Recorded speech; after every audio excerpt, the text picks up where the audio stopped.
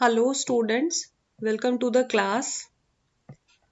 Next lecture हम water पे पढ़ेंगे कि जो एबायोटिक फैक्टर्स हम पढ़ रहे थे, तो नेक्स्ट लेक्चर अब हमारा वाटर है। वाटर के बारे में कुछ पढ़ते हैं डिटेल्स। इसी में हम हाइड्रोफाइट्स और जीरोफाइट्स भी कवर करेंगे। जो होता है ना कि अडेप्टेशंस पढ़नी होती हैं, एनाटॉमिकल और मॉर्फोलॉजिकल अडेप्टेशंस। हाइड्रोफाइट्स कौन से होते हैं प्लांट्स, जीरोफाइट्स कौन से होते हैं, सब इसी में कवर करेंगे। तो स्टार्ट करते हैं। वाटर की अगर हम बात करें तो पता ही है कि बहुत ही इंपॉर्टेंट फैक्टर है ऑर्गेनिजम्स के लिए। टेम्परेचर हमने पढ़ा था, टेम्परेचर से भी ज़्यादा इंपॉर्टेंट हम कह सकते हैं, क्योंकि ऐसा बोला जाता है कि जो लाइफ भी ओरिजिनेट हुई है वो वाटर में ही हुई है through the process of evolution. और विदाउट वाटर जो लाइफ है वो अनसस्टेनेबल है, प्रोडिक्ट ही नहीं करी जा सकती। ठीक है। बहुत ही इंपॉर्टेंट कंपोनेंट होता है प्रोटोप्लाज्म का। प्रोटोप्लाज्म जानते हैं ना आप, living portion of cell. Cell में हम पढ़ते हैं प्रोटोप्लाज्म, तो उसका भी बहुत इंपॉर्टेंट कंपोनेंट है। 71% सरफेस जो हमारी अर्थ का है वो वाटर से ही फिल्ड है। ठीक है। ओशियंस की फॉर्म में हो, चाहे लेक्स की फॉर्म में हो, चाहे रिवर्स की फॉर्म में हो, किसी भी फॉर्म में हो, बट 71% सरफेस पे हमारा वाटर ही वाटर है अर्थ पे। लेकिन फिर भी डेजर्ट्स में अगर हम देखें तो इसकी अवेलेबिलिटी इतनी ज़्यादा कम होती है कि डेजर्ट्स के जो ऑर्गेनिजम्स होते हैं उनके अंदर कुछ अडेप्टेशंस इवॉल्व हो जाते हैं फिर, कि मतलब कम वाटर में कैसे रहना है उनको। तो उनके लिए कुछ अडेप्टेशंस होते हैं उन ऑर्गेनिजम्स के अंदर कि किस तरीके से वो वाटर को कंजर्व कर सकते हैं बॉडी के अंदर ही, ताकि लाइफ का सर्वाइवल इजीली हो पाए। ठीक है। वाटर का इफेक्ट प्लांट्स के डिस्ट्रीब्यूशन पे भी होता है। ठीक है। उसके अलावा प्रोडक्टिविटी, जो क्रॉप्स है, फार्मिंग है, सब कुछ तो वाटर पे ही डिपेंड करता है। ऑर्गेनिजम्स जो होते हैं जो वाटर में रहते हैं उनको हम एक्वेटिक बोलते हैं, लेकिन ऐसा नहीं है कि वो वाटर में रह रहे हैं तो उनको वाटर रिलेटेड कोई प्रॉब्लम नहीं होगी, ऐसा नहीं होता। क्योंकि वाटर की क्वालिटी भी डिफरेंट डिफरेंट चाहिए होती है प्लांट्स को, जैसे कि उसका केमिकल कॉम्पोजिशन क्या है, वाटर का पीएच क्या है, टेम्परेचर क्या है, उस हिसाब से ऑर्गेनिजम्स वेरी करते हैं। और ये एक छोटा सा पार्ट है कि सॉल्ट कंसंट्रेशन वाटर बॉडीज में कितनी होती है, मतलब सॉल्ट कितना रहेगा किस वाटर बॉडी में। थोड़ा सा 1 मार्क क्वेश्चन में कभी कभी आ भी सकता है ये। जैसे जो इनलैंड वाटर है, नॉर्मल जो आपके लैंड पे आप वाटर देखते हो, तो उसकी सैलिनिटी कितनी होती है। सैलिनिटी क्या होता है, पहले तो सैलिनिटी मतलब कितना सॉल्ट का अमाउंट है उस पानी में। और सैलिनिटी को हम मेजर किस उसमें करते हैं, पीपीटी। पीपीटी मतलब क्या होता है, पार्ट्स पर थाउजेंड। मतलब जैसे कि अगर ये मैंने बोला कि इनलैंड वाटर की सैलिनिटी 5 पीपीटी है, इसका मतलब क्या है कि अगर आप 1000 ग्राम ये वाटर देखेंगे तो 1000 ग्राम में आपको 5 ग्राम उसमें सॉल्ट ही मिलेगा। ठीक है। तो ये होता है कि उसकी सैलिनिटी पीपीटी में इतनी है। जैसे सी वाटर है, अब सी वाटर की जो सैलिनिटी है वो 30 से लेके 35 पीपीटी है। इसका मतलब आप 1000 ग्राम सी वाटर अगर देखते हैं, मेजर करते हैं, तो उस 1000 ग्राम सी वाटर में 35 ग्राम आपको सॉल्ट मिलेगा। ठीक है। ऐसी हाइपर सलाइन लगून्स जो है उसमें आपको 100 से भी ज्यादा सैलिनिटी मिलेगी। सैलिनिटी कितनी, ऑर्गेनिज्म जो है कितनी सैलिनिटी को टॉलरेट कर सकता है, उस हिसाब से अगेन यूरी हेलाइन और स्टीनो हेलाइन। ठीक है। यूरी हेलाइन का मतलब है कि वही narrow range, wide range, sorry, Yuri का मतलब वाइड रेंज होता है ना, ज्यादा रेंज की सैलिनिटी को टॉलरेट कर सकते हैं। मतलब कि जिस वाटर में ये रह रहे हैं, अगर ज्यादा सैलिनिटी है कम सैलिनिटी है, ये वहां पर रह सकते हैं। लेकिन स्टीनो हेलाइन का एक अपना बेसिक क्राइटेरिया है कि वो नैरो रेंज में ही रहेंगे, मतलब कम, मतलब एक उनकी अपनी रेंज है, स्टैंडर्ड रेंज, जिसमें वो सरवाइव कर सकते हैं। उससे बहुत ज्यादा कम कम हो गई या बहुत ज्यादा हो गई सैलिनिटी तो उनके लिए सर्वाइवल मुश्किल हो जाता है। ठीक है। तो ये सैलिनिटी कम बढ़ती होने की वजह से ऑस्मोटिक प्रॉब्लम्स आती हैं, और ऑस्मोटिक प्रॉब्लम्स की वजह से, और अगर अडेप्टेशंस नहीं है ऑर्गेनिजम्स के अंदर, तो जो फ्रेश वाटर ऑर्गेनिजम्स है वो सी वाटर में नहीं रह सकते। क्योंकि जो फ्रेश वाटर में रह रहा है, तो फ्रेश वाटर का मतलब क्या है कि उसमें सॉल्ट वगैरह नहीं है ना इतना। तो फिर जब वो ऑर्गेनिज्म को आदत है नॉर्मल वाटर में रहने की, अगर आप उसको सॉल्ट वाटर में डाल दो तो ऑस्मोटिक प्रॉब्लम्स आएंगी, ना ही उसके पास कोई अडेप्टेशंस है कि वो सॉल्ट वाटर में सर्वाइव कर पाए।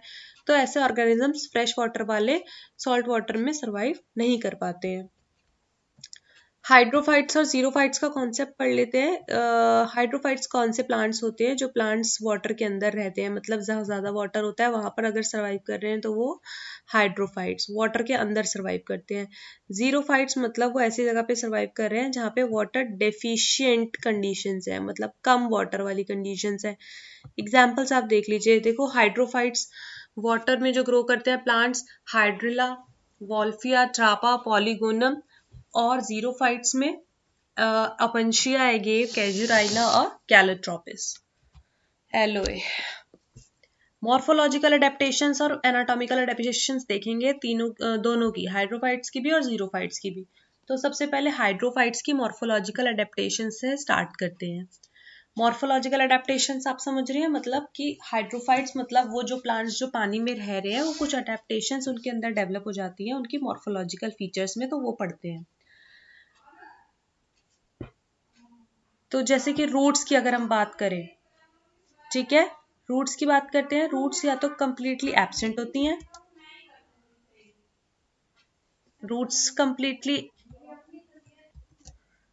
रूट्स की अगर हम बात करते हैं, रूट्स जो है या तो कंप्लीटली एब्सेंट होती हैं, क्योंकि जो प्लांट्स पानी में रह रहे हैं तो उनको रूट्स की क्या जरूरत है, रूट्स तो वाटर एब्जॉर्प्शन के लिए ही होती है। तो जब ऑलरेडी वाटर में ही रह रहे हैं तो रूट्स या तो कंप्लीटली एब्सेंट होंगी या फिर पुअरली डेवलप होंगी भी तो बहुत कम।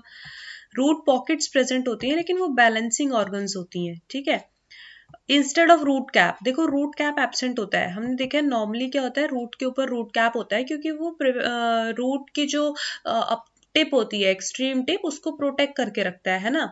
तो लेकिन यहाँ पर तो क्या है, वाटर के अंदर तो प्रोटेक्शन की उसको जरूरत भी नहीं है, तो instead of root cap root pockets present होंगी, वो बैलेंसिंग ऑर्गन्स होंगी। दूसरी चीज स्टेम की अगर हम बात करें, तो क्योंकि पानी में रह रहे हैं तो स्टेम बहुत ही लंबी और पतली सी होती है, स्पॉन्जी नेचर की होती है, फ्लेक्सिबल होती है। लीव्स की अगर बात करें तो पीटियोल जो है इट मे बी स्वेलन और स्पॉन्जी हो सकता है।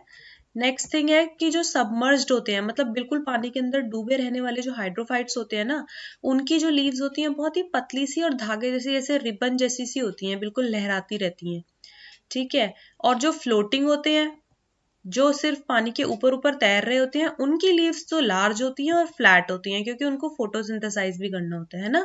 तो फोटोसिंथेसिस की वजह से वो लोग लार्ज और लार्ज साइज में होती हैं, फ्लैट होती हैं। लेकिन जो सबमर्ज्ड हाइड्रोफाइट्स हैं, जो बिल्कुल पानी में डूबे रहते हैं, उनकी लीव्स तो रिबन शेप होती हैं, लंबी होती हैं।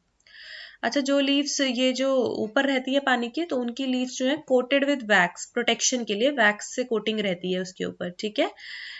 अब जो इमर्जेंट हाइड्रोफाइट्स कौन से होते हैं, देखो सबमर्ज्ड हाइड्रोफाइट्स आपको पता है कि पानी में डूबे हुए जो रहते हैं बिल्कुल, और जो फ्लोटिंग हाइड्रोफाइट्स होते हैं वो पानी के ऊपर तैरते हैं। इमर्जेंट हाइड्रोफाइट्स मतलब ये है कि जैसे कि पानी, जैसे पॉन्ड है या लेक है, तो बिल्कुल उसके किनारों किनारों पे होंगे, और जो रूट्स होंगी वो रूट्स तो मड में होंगी, मिट्टी में होंगी, ठीक है। लेकिन जो प्लांट होगा वो आधा पानी के अंदर होगा और आधा पानी के बाहर होगा, तो वो होता है इमर्जेंट हाइड्रोफाइट्स। अब ये हेट्रोफिली शो करते हैं। हेट्रोफिली मतलब दो तरीके की लीव्स होंगी उसमें। जो लीव्स तो बिलो द वाटर है, जो पानी के अंदर डूबी हुई लीव्स है, वो तो लंबी सी, लॉन्ग सी और बहुत ही पतली सी और डाइसेक्टेड होंगी, ठीक है। लेकिन जो लीव्स आउटसाइड द वाटर होता है, पानी के बाहर जो लीव्स रहती हैं, वो बहुत ही ब्रॉड होती हैं, बड़ी बड़ी चौड़ी चौड़ी लीव्स होती हैं, ठीक है। तो ये हो गया इमर्जेंट हाइड्रोफाइट्स के कैरेक्टर्स। नेक्स्ट आप देखो एनाटॉमिकल अडेप्टेशंस हाइड्रोफाइट्स में। हाइड्रोफाइट्स में एनाटॉमी में क्या ऐसी अडेप्टेशंस होती हैं कि वो प्लांट सरवाइव कर सके। एक तो लार्ज एयर स्पेसेस प्रेजेंट होंगे प्लांट के अंदर, जहाँ पे बहुत सारी एयर फील्ड रहेगी ताकि रेस्पिरेशन आराम से कर सके प्लांट।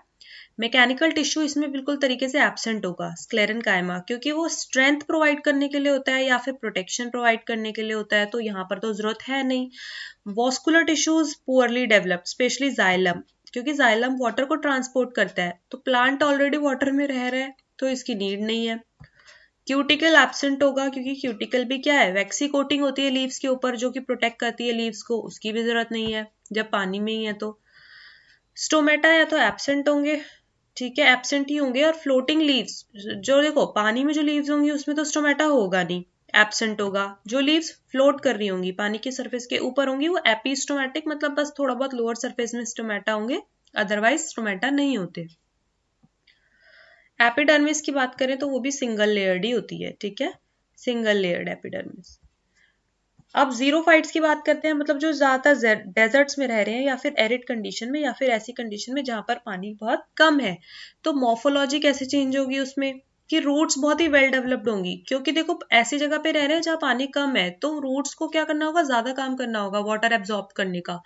सॉइल में से, तो रूट्स इसलिए वेल डेवलप्ड होंगी, बहुत सारी ब्रांचिंग होगी ताकि जितना ज्यादा एरिया में वो रूट्स स्प्रेड हो सके, है ना, ताकि वाटर को इजीली एब्जॉर्ब कर सके। और जो रूट्स हैं वो और ज्यादा डीप होती हैं इन द फ्रिएटोफाइट्स।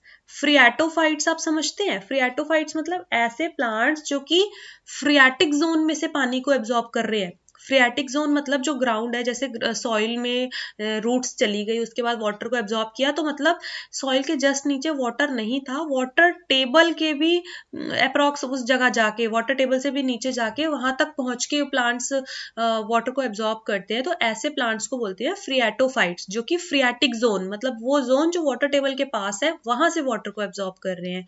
तो इतनी दूर तक पहुंचने के लिए रूट्स भी तो इतनी बड़ी होनी चाहिए, इतनी डीप होनी चाहिए। तो फ्रियाटोफाइट्स में रूट कैसी होती है? बहुत ही ज्यादा डीप। स्टेम की अगर हम बात करें तो स्टेम बहुत ही ज्यादा हार्ड होती है, वुडी होती है, और बार्क भी थिक होती है ताकि स्टेम के सरफेस से भी कोई वाटर जो है ट्रांसपिरेशन ना हो सके वहां से। और कुछ प्लांट्स ऐसे होते हैं जो कि मॉडिफिकेशन शो करते हैं, स्टेम जो है वो मॉडिफाइड हो जाती है लीफ जैसे स्ट्रक्चर में, जिसको हम बोलते हैं फिलोक्लैड। ठीक है, तो ये होता है मेनली ओपनशिया, इसका सबसे अच्छा एग्जाम्पल है।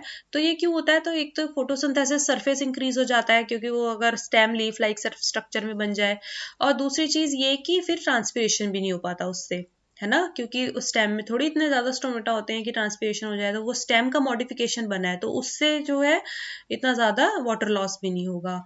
लीव्स की अगर हम बात करें जीरोफाइट्स के अंदर, या तो कैडुकस होंगी, मतलब कैडुकस कौन सी लीव्स होती हैं जो कि जल्दी गिर जाती हैं, दे फॉल अर्ली, जल्दी गिर जाएंगी प्लांट्स में से, या फिर होंगी ही नहीं, होंगी तो जल्दी फॉल हो जाएंगी, प्लांट से गिर जाएंगी, या फिर होंगी ही नहीं लीव्स। और एनाटॉमिकल अडेप्टेशंस अगर आप जीरोफाइट्स की देखें तो एपिडर्मिस के, जो एपिडर्मिस होती है लीव्स के ऊपर, स्टेम के ऊपर, उसके भी ऊपर थिक क्यूटिकल, बहुत ही मोटी क्यूटिकल होगी, वैक्सी कोटिंग होगी, ताकि ट्रांसपिरेशन तो बिल्कुल हो ही ना पाए, वाटर लॉस बिल्कुल हो ही ना पाए। ठीक है, उसी क्यूटिकल को हमने वैक्सी लेयर बोला है, आप समझ लीजिए, स्टेम के एपिडर्मिस पे, लीफ के एपिडर्मिस पे। स्टोमेटल फ्रिक्वेंसी मतलब जो नंबर ऑफ स्टोमेटा प्रेजेंट होंगे ना एरिया ऑफ लीफ पे, तो वो भी कम हो जाएंगे। मतलब एक जो लीफ है अगर उसका जितना भी एरिया है तो उसमें नंबर ऑफ स्टोमेटा कम हो जाएंगे। होंगे भी जो स्टोमेटा वो संकन स्टोमेटा, संकन स्टोमेटा मतलब उसको हिडन स्टोमेटा भी कहते हैं, जो किसी पिट्स के अंदर हिडन होते हैं, मतलब छुपे रहते हैं, ऐसे बहुत ज्यादा एक्सपोज्ड नहीं रहते सरफेस पे। Mechanical tissues, vascular tissues well developed होंगे। ठीक है, और एपिडर्मिस जो है वो मल्टीपल, क्योंकि बहुत ज्यादा लेयर होगी एपिडर्मिस की, ताकि जो है प्रोटेक्शन रहे, वाटर ज्यादा ट्रांसपायर ना करे। ठीक है, और वाटर को स्टोर करने के लिए टिश्यूज भी प्रेजेंट होंगे, क्योंकि ऑफ कोर्स ये बात है, वाटर डेफिशिएंट कंडीशंस में रह रहे हैं, तो वाटर हमारे पास तो मतलब प्लांट्स ऐसा सोचते होंगे कि वाटर थोड़ा सा स्टोर रहना चाहिए, तो वाटर स्टोरेज टिश्यूज भी प्रेजेंट होते हैं। तो ये इनफ था, हाइड्रोफाइट्स और जीरोफाइट्स का पूरा कॉन्सेप्ट हमने पढ़ा है, कौन कौन सी मॉर्फोलॉजिकल। देखो क्या होता है ना, अब इसमें आप सोचोगे कि ये जैसे अभी एनाटॉमिकल अडेप्टेशंस लिखी हैं तो ये कम पॉइंट्स हैं या इससे पहले कम पॉइंट्स थे, ऐसा नहीं होता है। ये जो नोट्स मैंने इसमें प्रोवाइड कराए हैं ये एग्जाम पॉइंट ऑफ व्यू से कराए हैं, क्योंकि अगर आपके पास एग्जाम्स में आ जाता है कि आप हाइड्रोफाइट्स और जीरोफाइट्स क्या होते हैं वो लिखो और उसके अडेप्टेशंस लिखो, तो क्या आपके पास इतना टाइम होगा कि आप पूरे के पूरे बुक के नोट्स कंप्लीट वहां पर एग्जाम में लिखाएं? आपके पास इतना टाइम नहीं होता है। तो आप खुद देखिए कि आप अगर एग्जाम में क्वेश्चन आता है तो आपके पास पूरा इनफ मैटर है लिखने के लिए, टू द पॉइंट है, आंसर आपका बहुत ही क्रिस्प है, बहुत ही प्रिसाइज है, और बहुत ही अच्छा है कि इस तरीके से आप सबसे पहले ये इतना छोटा बता देंगे कि हाइड्रोफाइट्स और जीरोफाइट्स क्या होते हैं, उसके बाद आप उनके अडेप्टेशंस बता देंगे विद एग्जाम्पल, तो इसमें सारे इंपॉर्टेंट पॉइंट्स कवर हो गए।